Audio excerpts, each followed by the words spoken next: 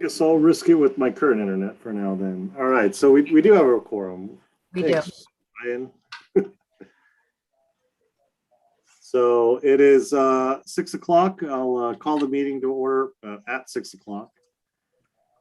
For the audience tonight, I'm the chair and will be serving as the presiding officer for tonight's meeting. Before we go forward, I'd like to announce that in response to executive orders issued by Governor Newsom, the city is conducting a teleconference public meeting utilizing Zoom video communications. This allows the city to continue to conduct essential business and comply with public health administration recommendations to protect the public and city employees, practice social distancing, and limit exposure by not allowing in-person public meetings. To ensure the public will be able to participate, comments can be submitted as live comments during the Zoom meeting and via email at publiccomments@cityofglendora.org. With that, let's move on to roll call. Madam City Clerk, if you could please conduct roll. Thank you, Chair Nakano. At this time, I will conduct an oral roll call and request that commissioners respond with present when their name is called. I'd like to note also that Commissioner Armel and Commissioner Fields have both indicated that would not be attending tonight. Commissioner Shaw, Present. Vice Chair Hansen, Present. and Chair Nakano. Present. With 3 members present, we have a quorum. Thank you. All right, next up is the Pledge of Allegiance. Commissioner Shaw, since you were last in, would you like to lead us in from the pledge? Sure, I'll do my best, and apologies for background noise, but yeah, everybody stand up and we'll do it. I pledge allegiance to the flag of the United States of America and to the republic which it stands, one nation, under God, indivisible, with liberty and justice for all.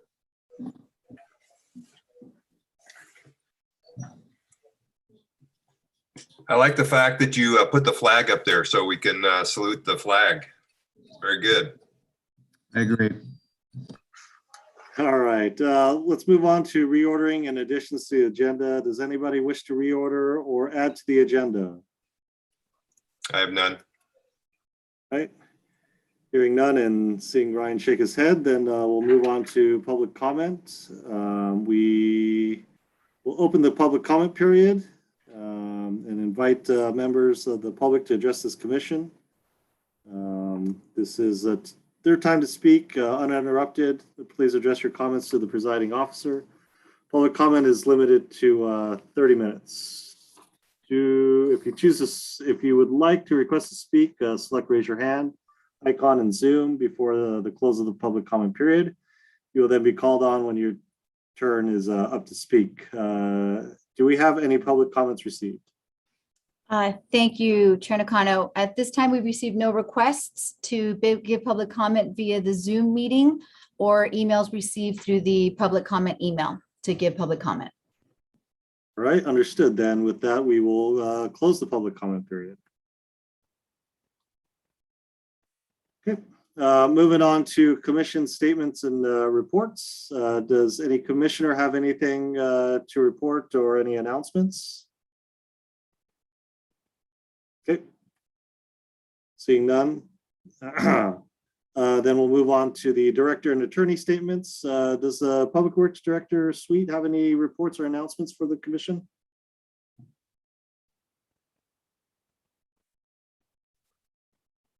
I'm sorry, Chisholm, Assistant Director, might be on in her stead.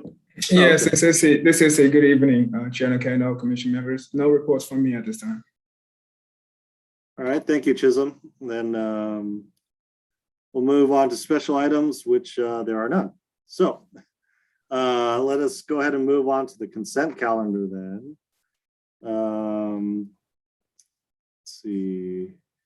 Does anybody have any comments on item number 2, or consent calendar? Okay. If there are no comments, then let's see, we need a motion and a second in order to file. So I'll move it. Thank you. A Second. second? Second. Thank you, That- Commissioner. Thank you. That's a motion by Commissioner Shaw, a second by Commissioner Hanson. I'll take a roll call vote. Commissioner Armel and Fields are absent. Commissioner Shaw, Yes. Vice Chair Hanson, Yes. and Chair Nakano. Yes. That passes 3-0-2. Thank you. Move on to commission agenda items, since there are none. So I guess we'll move on from that and we'll go into unfinished business. The water conservation program updates, or yes. And then I'd like to invite Water Conservation Officer Armando de Jesus to present the staff report. Thank you very much, Chairman and Water Commissioners. Tonight, I'll be giving the water conservation update for the second quarter of the fiscal year of 2022 to give an overview of our current programs. Next slide, please. All right, so starting with our rebate programs in the second quarter of the fiscal year, we have rebated $2,000, $2,962.74 worth of items. There were 34 applications, and 100 of those items were physically inspected to verify that the items were indeed installed. As of January 13th, staff has made the decision to temporarily suspend in-person verifications due to the recent increase of COVID-19 cases. We're temporarily asking residents to submit their pictures of their items as proof of installation until cases start decreasing. Next slide, please. Our water use efficiency surveys. During the second quarter, we performed 32 water surveys. Those 18 were addressing issues related to higher than normal water bills. 14 were addressing concerns related to content consumption. Next slide, please. Our violations, there were 43 green tag violations during the second quarter. As always, these violations mostly consisted of broken sprinklers and excessive runoff, which commonly go hand in hand. Next slide, please. Our education and outreach. In November, our census customer portal was officially relaunched after the service was offline for over a year. The previous web-based software was outdated, and unfortunately, we encountered a few hiccups during the integration. The new software was not interacting well with the city's water billing system, which unfortunately prolonged the launching of the software. So far, in the past couple of months, everything's been working just fine, and the residents are excited to have the ability of monitoring their own consumption once again. So the water billing department has been promoting the new portal to our new customers signing up for water services. So conservation staff is also attaching the flyer to all the residents receiving continuous consumption tags. And we're also promoting it during water audits to help empower our residents to be more aware of their own water consumption. Next slide, please. Our social media posts during the month of December, we received a little over 7 inches of rain. 5 of those 7 inches were on Christmas Eve. So staff took the opportunity to post a few social media posts reminding residents to turn off their sprinklers when it's raining and to keep them off for 48 hours after the rain stops. Next slide, please. Our turf removal program. In the second quarter of the fiscal year, we approved 40 projects. Approximately 69,849 square feet has been allocated for removal. 33 of those projects were completed, and we've already rebated over $86,669 back to our residents. As of today, 50 residents have completed their projects, and we've currently have 16 active projects awaiting for completion. We had 7 applicants that left their rebates expire for unknown reasons. We attempted to contact them multiple times, and we received no responses from them. 2 applicants opted out of the program because they underestimated how much it would cost to install a drought-tolerant garden, so they decided to no longer participate. Next slide, please. So these are just some before and after pictures of just a couple of projects that were completed within the past couple of months. This is just a simple, they removed the turf and put some drought tolerant plants with some mulch. Next slide, please. This program with this resident, they removed their grass, and they actually did a combination of Glendora's turf removal program with combination of NWD's program. So they did apply separately to both programs. Next slide, please.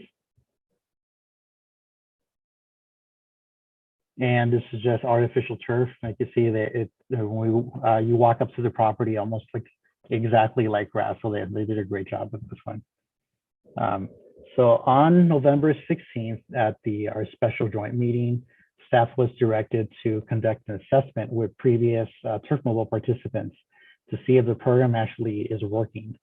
So staff gathered 8 years worth of water consumption data from 2014 to 2021 from 361 previous participants.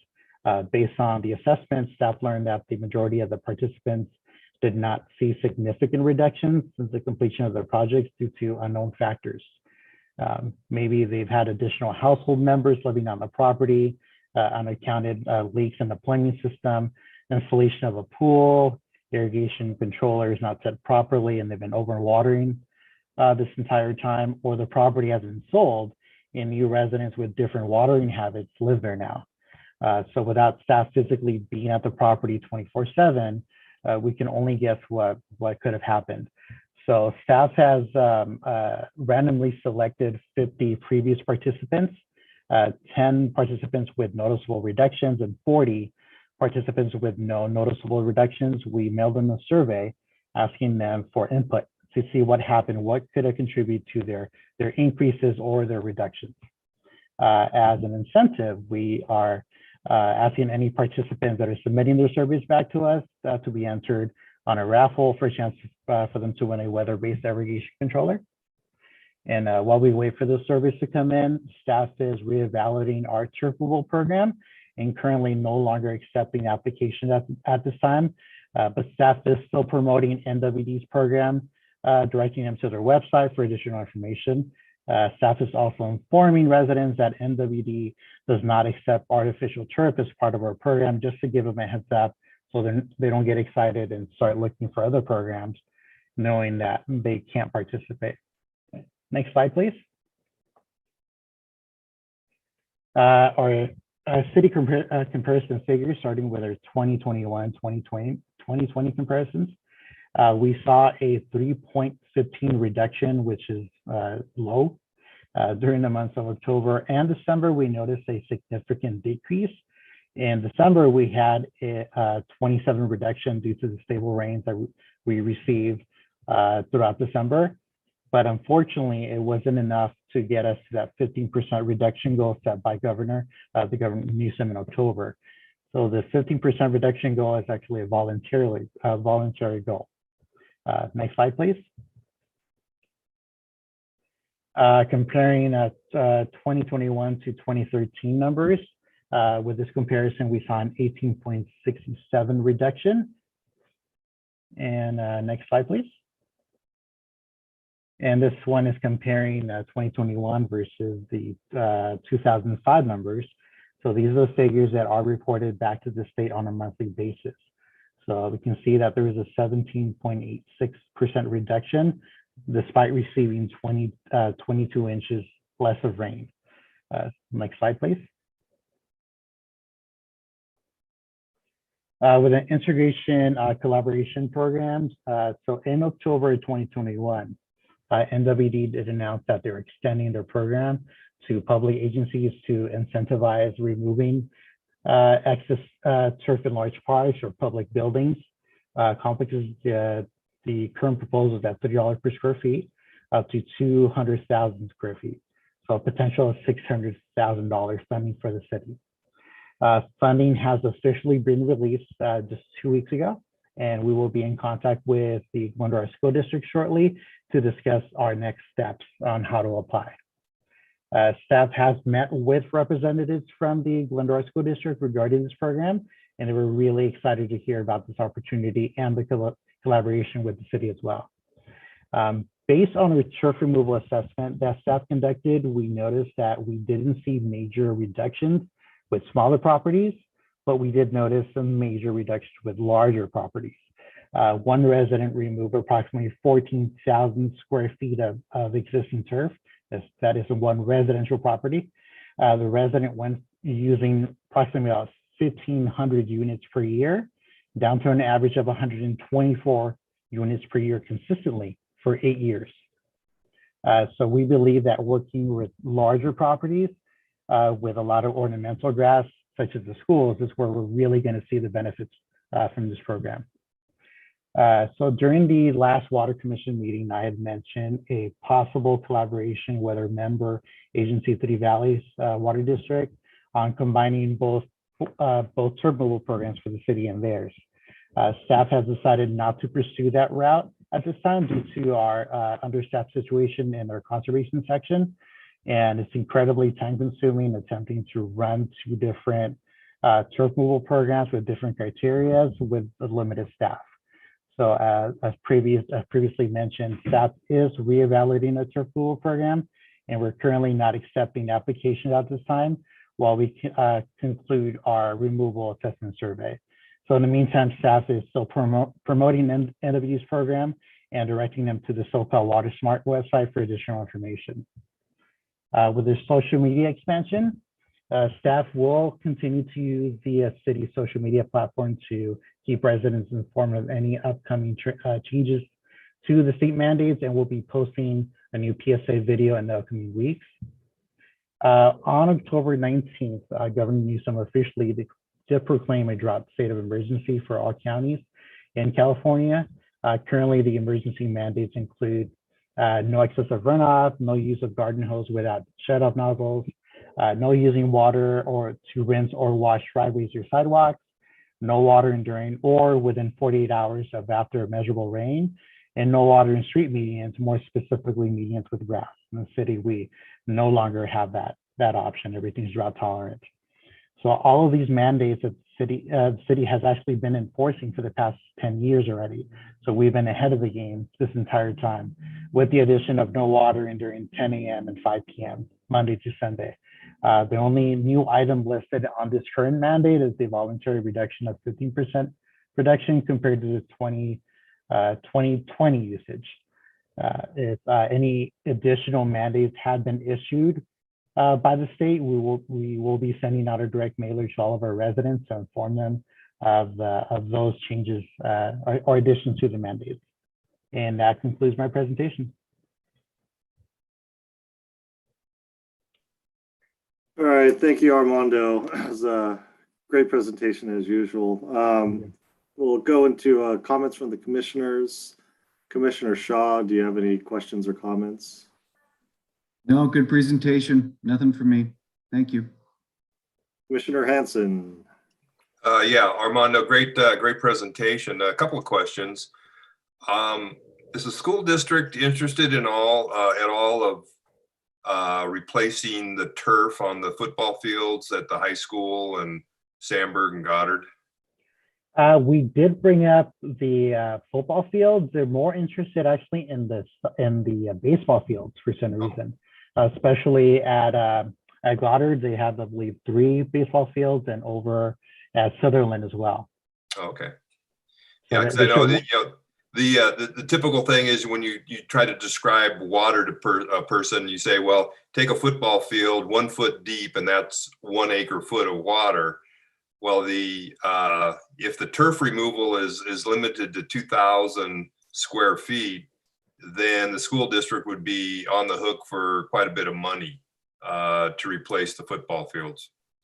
Correct. Well, the intention is that's the reason why we are promoting the NWD program, because they're not limited to 2,000 square feet. Their program is 200,000 square feet per property, and that's per property. Yeah, I would think with the football fields, they could, multi-use football, soccer, do a lot of things if they would replace it. And I know at certain times of the year, the turf looks pretty bad at Sandburg and Goddard. We actually were discussing them replacing the existing turf in the track and field section area, but they seem uninterested. They believe that by replacing it with artificial turf, people are going to start bringing their dogs and leaving excrement, and they're trying to avoid that. Yeah, okay. The other question I had was regarding the table. I noticed that there were $0 with fines or penalties being assessed.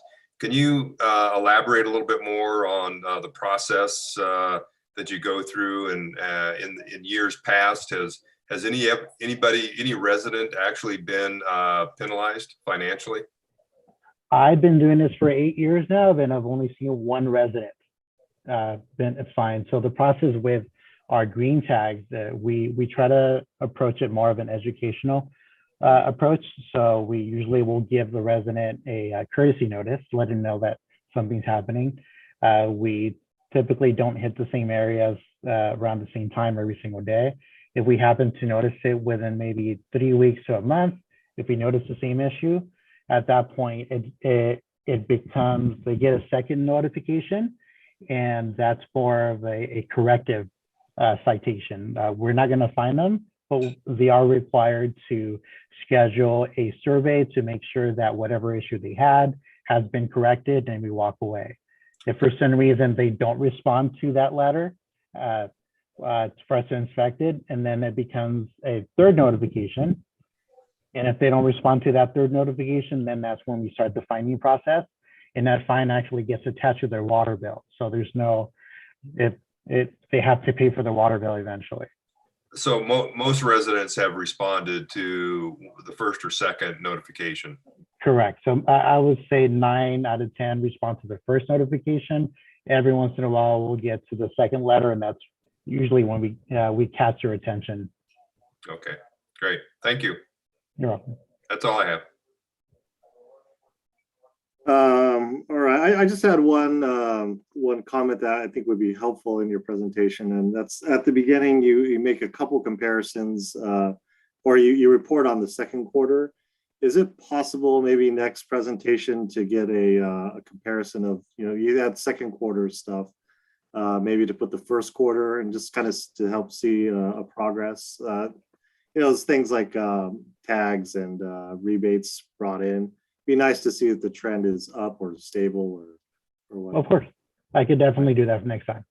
I appreciate that. It'd make the numbers a little bit more illuminating for me. So, of course. Okay. And just to add to that, Chair Nakano, one of the things we also talked about with Mondo was, adding graphics to some of those tables. That way it is easier for you guys to read and visualize. So we'll certainly work on that and make sure we get that done. Okay, great. Yeah, I mean, as it is, it's still a great presentation, though. So, all right. So with the no more comments coming from the commissioners, can I request a motion to So receive moved. and file? Second. Thank you. That is a motion by Vice Chair Hansen, a second by Commissioner Commissioner Shaw. I'll take a roll call vote with Commissioner Armel and Fields absent. Commissioner Shaw, Yes. Vice Chair Hansen, Yes. and Chair Nakano. Yes. That passes 302. Thank you. All right. We'll move on to agenda item number 4, the Integrated Water Master Plan and Rate Study Update. I'd like to invite Assistant Public Works Director Abagalu to present the staff report. Thank you, Chair. Once again, good evening, members of the Commission. And today I'll be providing an update on the Integrated Water Master Plan and corresponding rate study. If you recall, last November in our special joint meeting with City Council, I provided an overview of this water infrastructure assessment and really everything that entails. So this report highlights our progression to date. Next slide, please. And so just to reiterate some of the primary goals and objectives for this water master plan, and really what we're looking to accomplish. First, we want to make sure that there's enough water to meet the projected needs for the city. Also, we want to ensure that the city maintains its compliance with not only current regulations, but as well as future regulations. that are going to be impacting the water system, taking into account operations, water quality, water use efficiency and conservation, et cetera. And really just continue to improve and optimize the resiliency of our system and understand and prioritize the needs of our water system. And then develop a long-term capital plan for the water system with the projected costs for the various infrastructure improvements. And finally, continue to develop a robust and innovative water use efficiency program. Next slide, please. And so we developed an RFP, to solicit for proposals from qualified consultants and received a total of 3 cost proposals ranging in price from just over $480,000 to approximately $545,000 as outlined on this table. And during this last budget development process, we estimated and budgeted $500,000 for this initiative, which we'll touch on here in a bit later in the presentation. Next slide, please.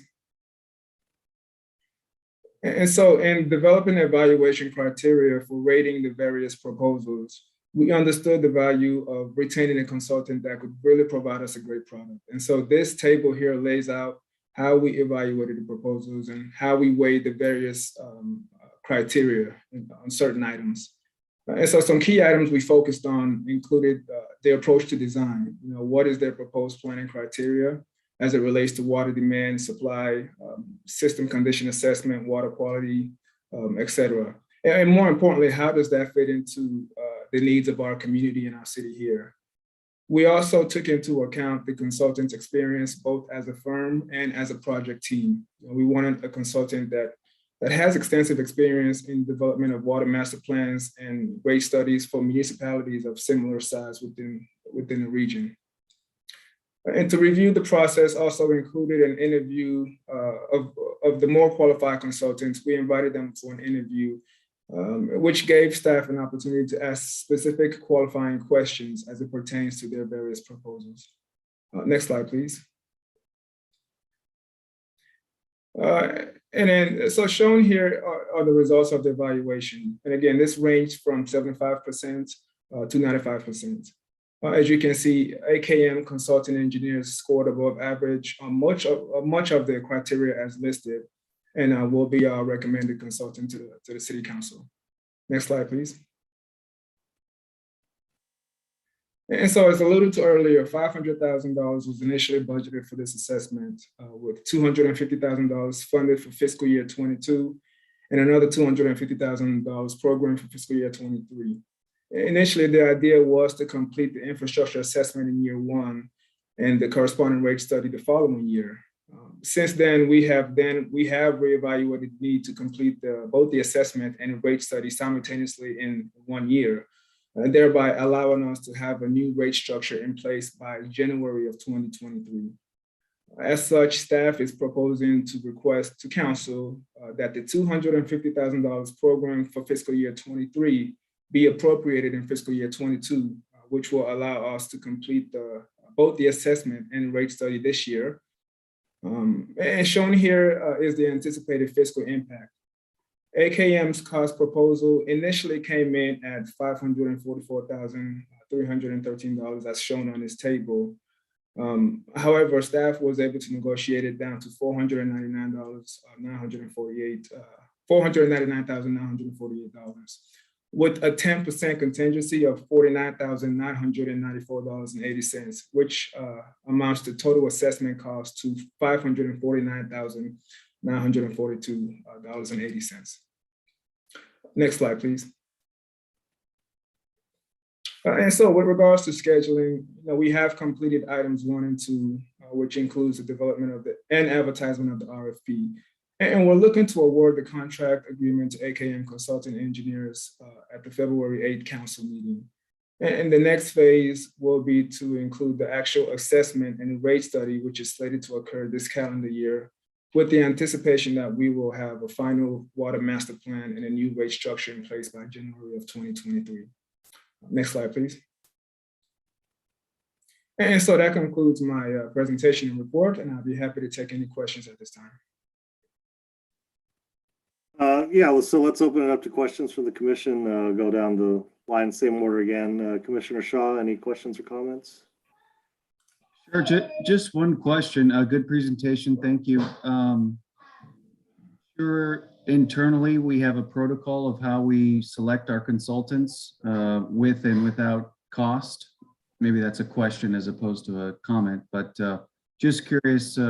I'm okay with moving forward with the proposal here, but just curious how we evaluate internally the consultants that propose on projects like this. Yeah, no, absolutely. So the proposal is rated by a three-member team, which consisted of myself, our operations team, and then we also have our finance director, city treasurer. And really, we just essentially go through the technical proposal and look for certain items that really tailor to our needs. The second part of that is the oral interview. So we do invite the consultants in to give a brief presentation of their approach to design, and then again allow us to ask specific qualifying questions into what we're looking for the assessments. And that was sort of the process that we took here at the city. Sounds good. Thank you. Yeah, Ryan, since this is a study, it becomes a lot easier to select who you want without just the price being the governing factor. Construction projects even have an out with under ASCE Manual 45, where it talks about all the different criteria, and price is just one of the factors going into the selection process. Nice report, Chisholm.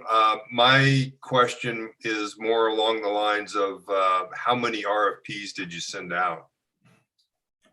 Well, we sent out one RFP. We advertised one request for proposals, but we received, I guess to clarify your question, Commissioner, are you asking how many RFPs did we receive? How many proposals did we receive for the project?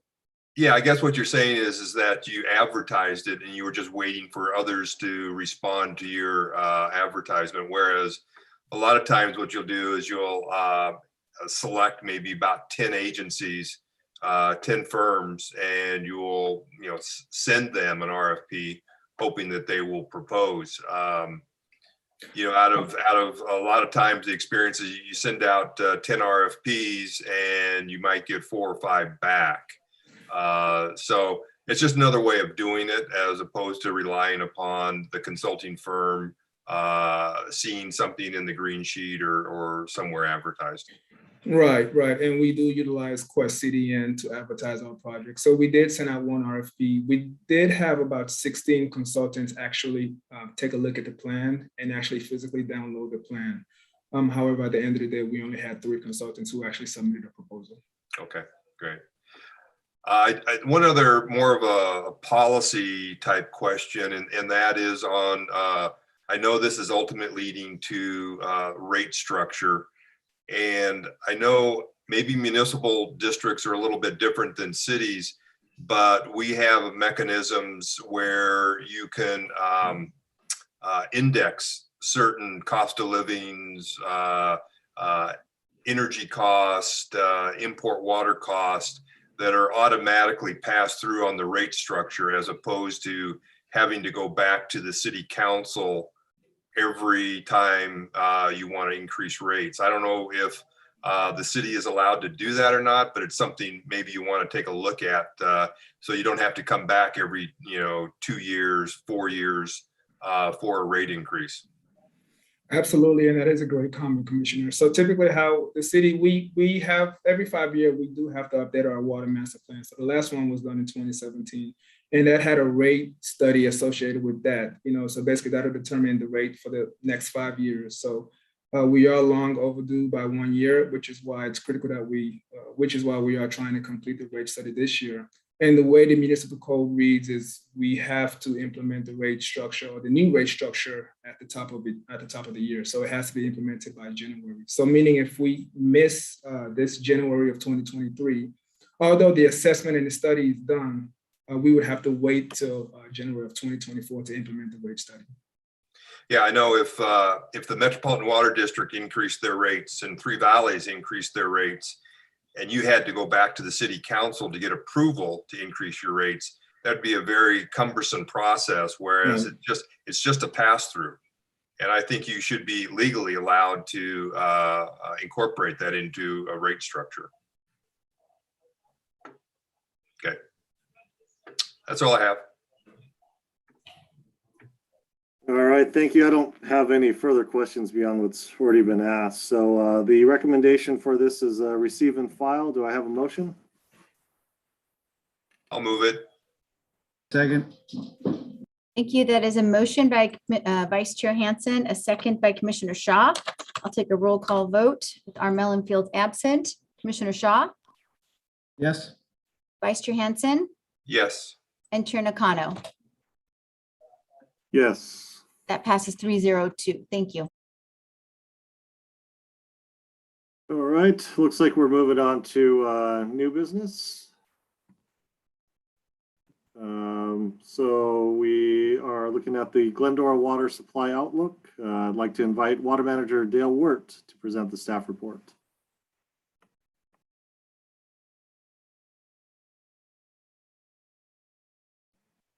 Myself up, unmuted. Good evening, gentlemen. Thank you for coming, and we'll get right to it. Next slide, please. Our rain season, we account for October through April. That would be 2021 through 2022. So far, Glendora has received 11.43 inches of rain as of January 11th of this year. Our seasonal average is about 24. So as we move into the new rain season, we hope that this trend continues. I think as of January 2nd, 2022, the Northern Sierra snowpack is at 138% of normal. Snowpack peaked in April at 72%, and Upper Colorado Basin snowpack at the same date of January 2nd was at 127% of normal. Next slide, please. Water deliveries through the San Gabriel River. Upper District made no deliveries in the months of November through December. San Gabriel Valley District made no deliveries in the months of November and December. And Three Valleys District in November delivered 279 acre feet through PM 26. In December, they also delivered 321 acre feet through PM 26. And no deliveries were made through USG 3 in the months of November and December. Next slide, please. As of January 7th, 2022, the Baldwin Park Key Well groundwater elevation was 182.1 feet, an increase of 3.2 feet over a 3-month period.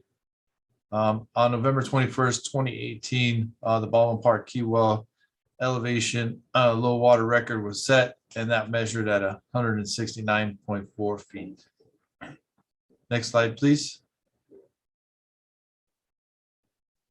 In the picture to the left, that is the San Gabriel Reservoir on January 4th of 2021. Again, on the right is the San Gabriel Reservoir, September 24th, 2021. So that, again, the slide on the right depicts them emptying it for some silt and debris removal. Next slide, please. And that is the San Gabriel Dam on January 11th, 2021.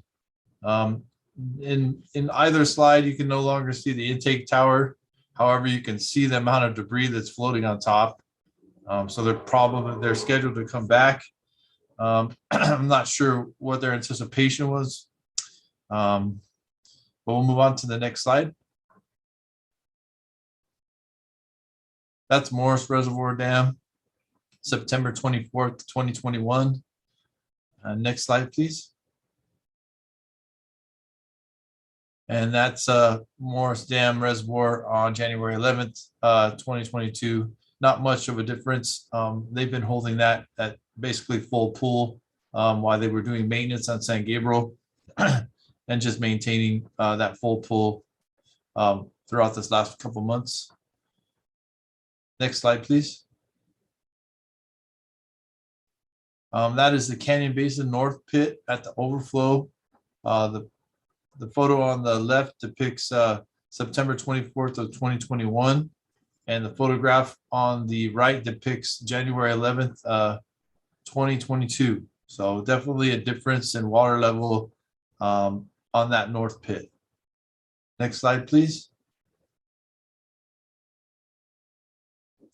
I used this photograph. I tried to take a closer picture just so you can kind of see that water level. It's approximately about 8 to 10 feet from the top of that overflow grate to the surface of the water. Next slide. The picture on the left depicts the South Pit Inlet on September 24th, 2021. And the picture on the right depicts the South Inlet on January 11th, 2022. Definitely, you can see the increase in water level in that South Pit. Next slide, please. That's also the South Pit in depicting in this picture. This is January 4th, 2021. Off in the distance, you can see the aeration coming up within that body of water. That is the inlet to the South Pit. And then closer up, you can see the railings. That is the overflow inlet to the South Pit. Next slide, please.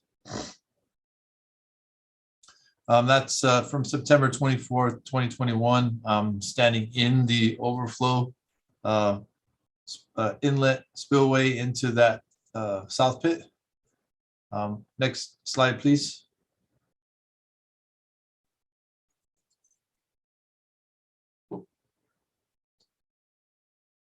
One more. Yeah. Okay, how's that? Is that the one?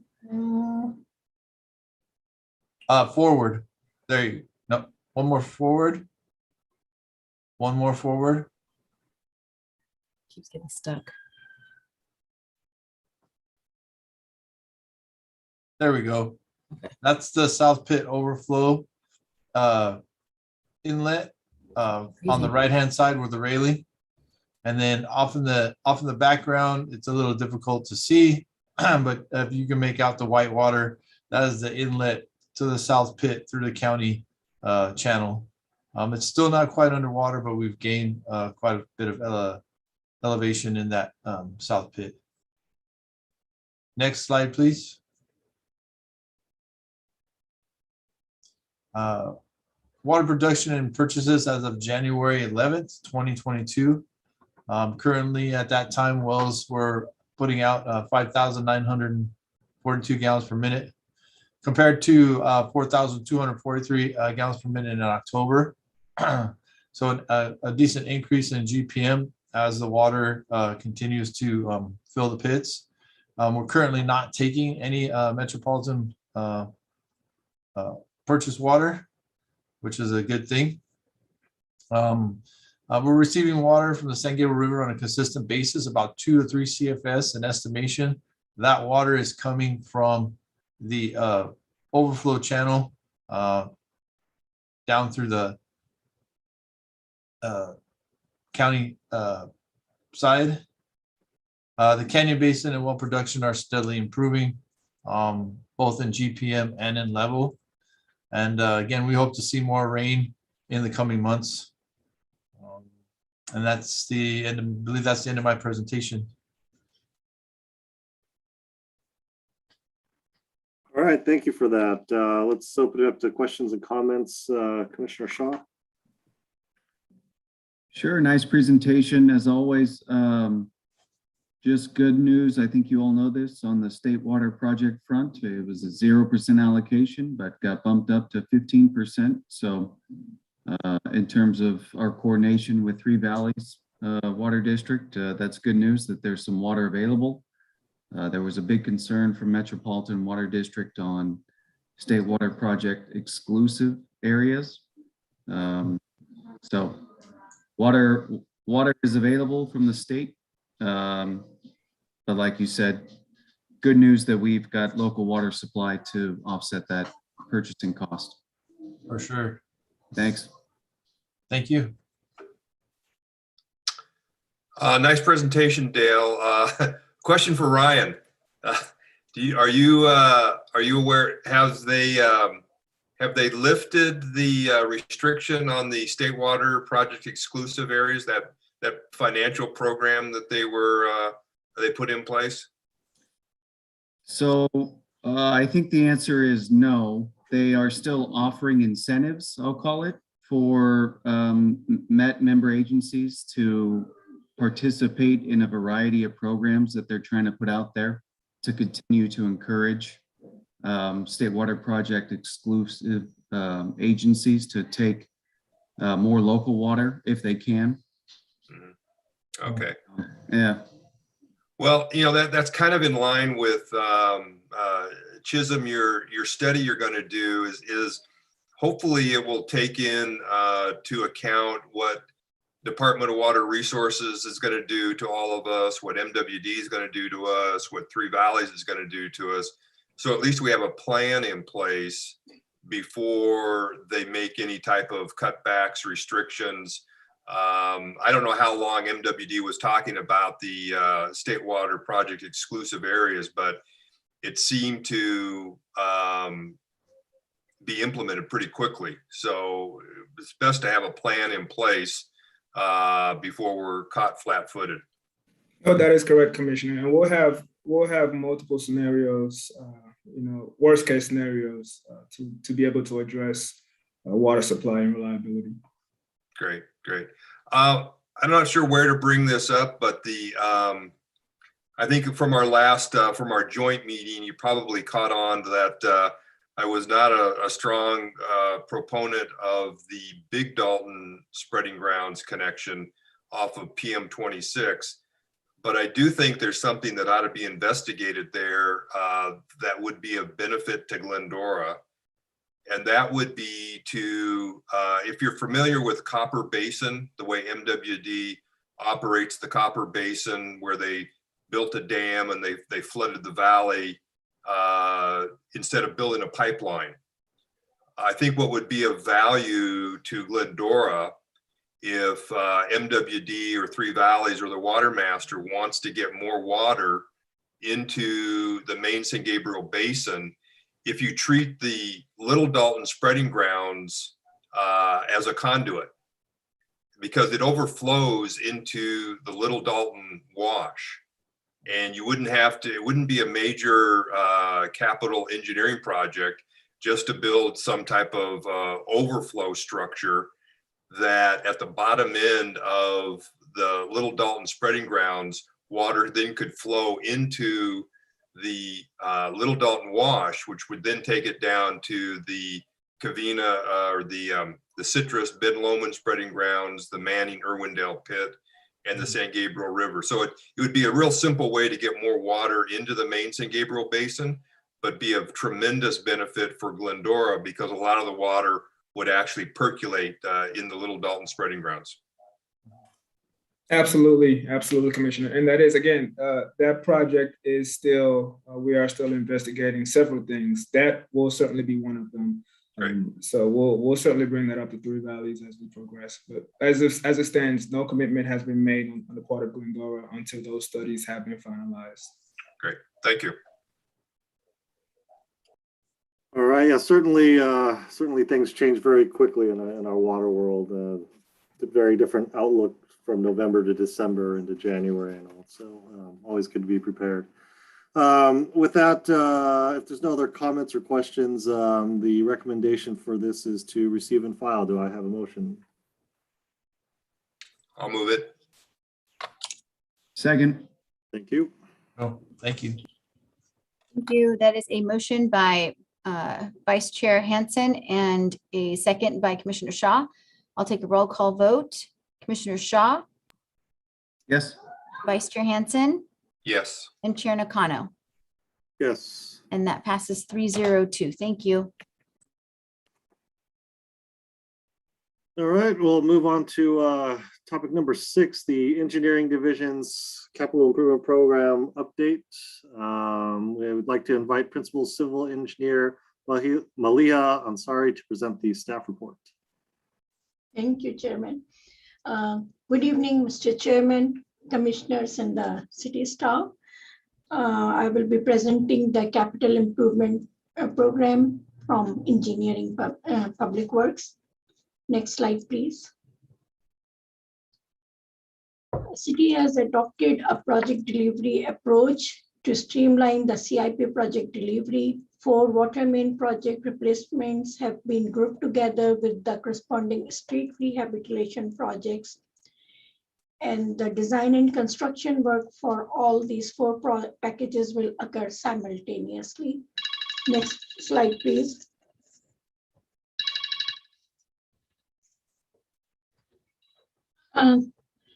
Award of design services. So these 4 projects are going out for design services. City posted the request for proposal on city's online bid portal, also approached consultants in the around this our working areas.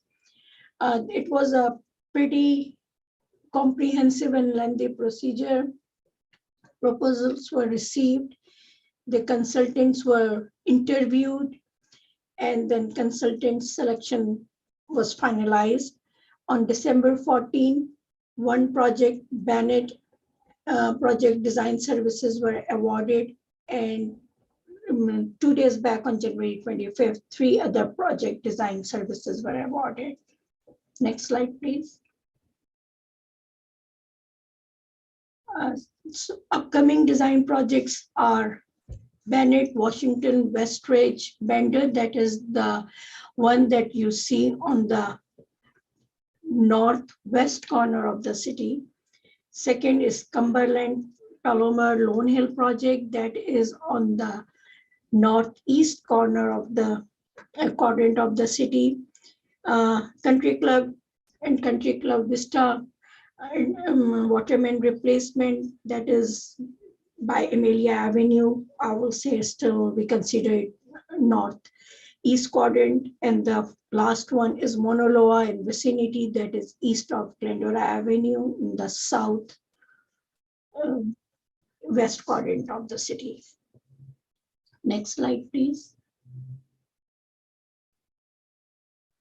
Bennett, Westridge, Bender, Washington. This is showing the project location. It will replace 7,000 linear foot of water main. Estimated project cost is $2,575,000. Design consultant is Onward Engineering. The design contract was awarded on December 14, 2021 in an amount of $134,488. Next slide, please. Next project is Cumberland, Palomar, and Lone Hill. And this is segment of Lone Hill on north of Foothill Boulevard.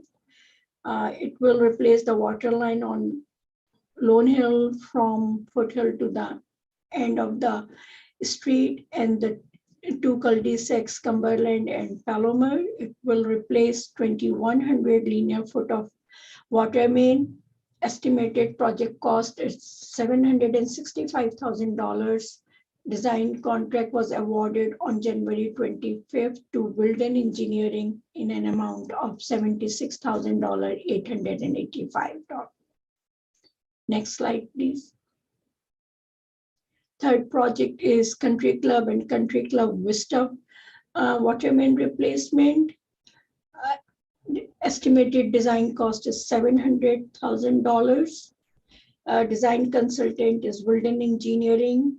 Project is a design services award on January 25th in an amount of $119,162. Next slide, please. Mauna Loa and vicinity east of Glendora. Estimated project cost is $2,350,000. $50,000. Design consultant is Mulholland Consulting. Design contract award was on January 25th in an amount of $85,291. This project will replace 5,850 linear foot of water main. Next slide, please. At this time, there are 8 active projects currently in design or construction. 3 are from this year. Design services are awarded. Design completion is by July 2022. 3 projects from fiscal year 19 to 21, 2 are already awarded and 1 is under bidding process. And 2 pumps and booster station related projects from 2018 and 19 are in design phase. Actually, I like to share that 1 project is out of design phase and will be starting the bidding process next week. So next slide, please. This is the city-wise map showing the location of the current active water projects in the city. Yeah, it is pretty much well spread all over the city. Next slide, please. Cumberland water improvements. Bid opening was on September 30th, 2021. As you already know that there were problems in the material procurement. So the contract was awarded in November and it just started its construction yesterday, and the expected project completion is May 2022. This project will replace 700 linear foot of water main. Again, we are still in rainy season, as much as we like rain to be there, but also for the project to be on a schedule. It's better if it rains on Saturday and Sunday only. And the other challenge is the connection at north to LA County, Little Delton Wash. There are no as-built plans or authentic plans available. So it will be, as we go, we will discover and we may have to adjust our design accordingly. Next slide, please. COSEC, St. Vladimir, Lawford water improvements. This project was awarded in July 2021, and that was the time when the material procurement hit. But the good news is that contractor approached the city and he has collected all material, water main and all the fittings, and he is ready to start. Expected start of construction will be first week of February. We had submitted all the material submittals, permit has been issued and ready to go. Next slide, please. Bender Carter Santa Fe. This is the area between Grand and Glendora Avenue, just north of Arrow Highway. It will replace 7,400 linear foot of pipe. Project is out for bidding. As of now, there are 8 prime contractors who had obtained the spec package. So we are expecting contractors and good competitive prices over there. Next slide, please. Again, before I like the Gladstone Reservoir Dam, that is also going out for starting bidding from next week. And for that project, the bid opening is scheduled for February 24th. With this, my presentation is completed and I'm open for questions. All right, thank you so much. Let's open it up to questions from the commissioners. Commissioner Shaw? Sure, nice presentation. No comments or questions. I'll have to modify my rain dance just for Saturday and Sunday, because I agree with you that it gets in the way of the important things that you guys are working on, but I'll do my best. Thank you. Thanks. Yeah, nice presentation. Kind of a off question is, in the evaluation process of what water line replacement jobs to do you factor in the streets that need to be replaced as well? Yes, that is the plan, and all those streets are not in good shape. But the city also conducted a pavement management study, and those streets are identified or candidate for the repaving. So that will go side by side. I think you're going to be really busy because there's a lot of streets in town that are in pretty bad shape. They are, you are right. And we have to come up on a priority basis, and where the water, some places water line take the precedence and make us to go in that, pick up the streets for paving. Great. Well, I think it's a good approach to do the water line and then repave the entire street. So nice job. Thank you. Thank you. Okay, the recommendation for this is to receive and file. Do I have a motion? I'm gonna let Ryan go first. I'll move it. Second. Thank you. I'll take a roll call vote. Commissioner Shaw, Yes. Vice Chair Hansen, Yes. and Chair Nakano. Yes. That passes 302. Thank you. All right, thank you. We'll move into the commission staff closing comments. Does any commissioner have, or staff, have any closing comments before we adjourn? I've got none. Yeah, nothing from me either. All right, well, I guess we have a nice and quick meeting this quarter. So with that, we'll move into adjournment. This meeting is adjourned at 7:02 p.m.